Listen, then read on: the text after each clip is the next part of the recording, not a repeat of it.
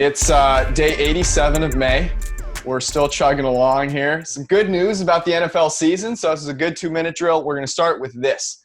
Would you rather create your own quarterback using all non-Mahomes QB traits or just take Patrick Mahomes? Solly, the floor is yours. Hey, until Patrick Mahomes comes back down to earth, I think you got to take Patrick Mahomes because he's ahead of the curve. Let's look at it. In his first season as a starter, all he does is throw for over 5,000 yards, 50 touchdowns, and becomes the league MVP. In his second season as a starter, he goes out and wins a Super Bowl by proving he can bring his team back from any deficit and becomes the Super Bowl MVP. So he's got the arm strength, he's got the leadership, he's got accuracy, he's got everything that you would want if you were to build your own quarterback. Come on, though. We're talking every other quarterback in the league or just Patrick Mahomes. He's got all of it, but he's not as accurate as, say, Drew Brees. He's not as mobile or incredibly elusive as, say, Lamar Jackson. And even his arm strength, if I could pull Josh Allen's velocity, maybe I take that. I'll probably take Just lost me. You just lost me. Just the pure velocity. So give me the creative quarterback. I know we did it on the PFF Twitter account. You got to take the creative quarterback because there are a few traits that are at least a little bit better than all of Patrick Mahomes.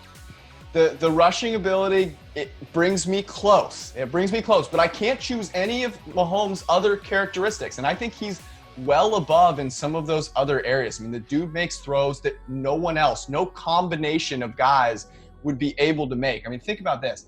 Over the past couple of seasons, he's just a couple of big-time throws behind Russell Wilson, those incredible throws, but he has about half as many sacks taken. He's right behind Drew Brees in terms of avoiding negatively graded plays. It's one of the most stable components of quarterback play. He also makes the most incredible plays. I will take Patrick Mahomes every single day of the week and twice on Sunday. We're sharing a brain, George, and no one can argue with the results of the last two seasons. All right, second question. Who has the best secondary in the NFL? I think there's a few teams to choose from. I'm going to lean the Baltimore Ravens, though, because when I look at a unit and I say, okay, how good is this going to be? I like the depth, right? Marlon Humphrey at cornerback, Marcus Peters on the outside, Tavon Young coming back in the slot, Earl Thomas, assuming he's back with the Ravens at free safety, and then the way that they deploy Chuck Clark as a strong safety in the box all over the place. The Ravens, not only the way they use their players, but also the talent across the board. When you're building a good secondary, it's all about your weakest link, and the Ravens are the best team as far as avoiding weak links on the back end. That's a sneaky one. There are going to be some angry teams here. I think the answer is the Chargers. They were so good at the cornerback position with King and Casey Hayward. Casey Hayward, the number one graded cornerback in PFF over the past 3 or 4 seasons. Doesn't matter how you split it. You add Chris Harris Jr., he is incredible to play in the slot or outside.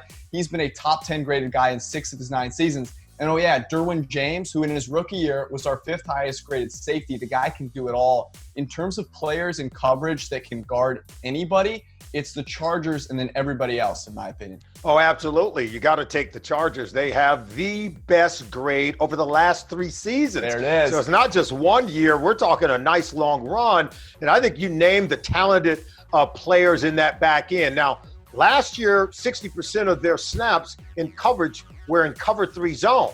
But if they decide to lock you up man-to-man, they can lock down a tight end like George Kittle if you were to use a Derwin James. And we know their 2 corners, at least 3 of them, can go man-to-man across the board. So I think they're very versatile. If we were to take one secondary that's kind of an outlier, how about the Buffalo Bills? Sean McDermott has built the defense from the back end up to the front. They cover as well, I think, as any secondary over the National Football League. And they're the 5th best, highest graded secondary over the last 3 years. So pay attention to what they're doing in Buffalo. You got to pick 2.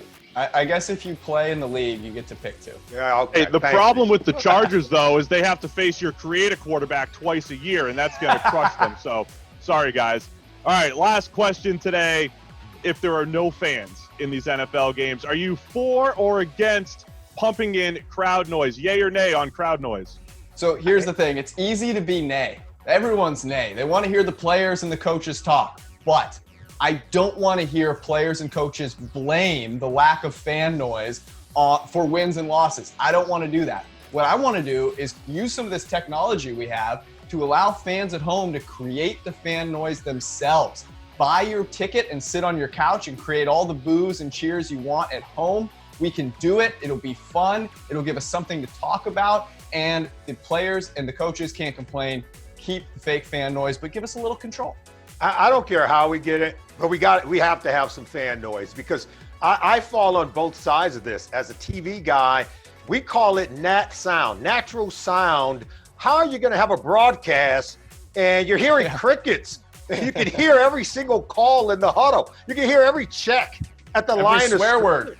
I can tell you right now, as a player, if I'm on the field, if I'm coaching a team, I would want some crowd noise in there. I would not want my calls at the line of scrimmage when I'm making checks, or even if I'm sending in communication from the line of scrimmage or from the sideline.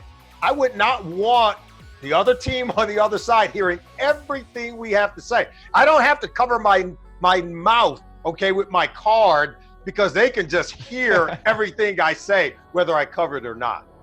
Look, as a former minor league baseball player, nobody knows what it's like to play in front of no fans like I do. We want fans. We want atmosphere. We need something. I don't know how we get that creative, George, and you created from home. I don't know if everybody's just on like a live Zoom call during the game, pumping it in. I'm all for however they do it. The Colts were doing it back in the 2000s.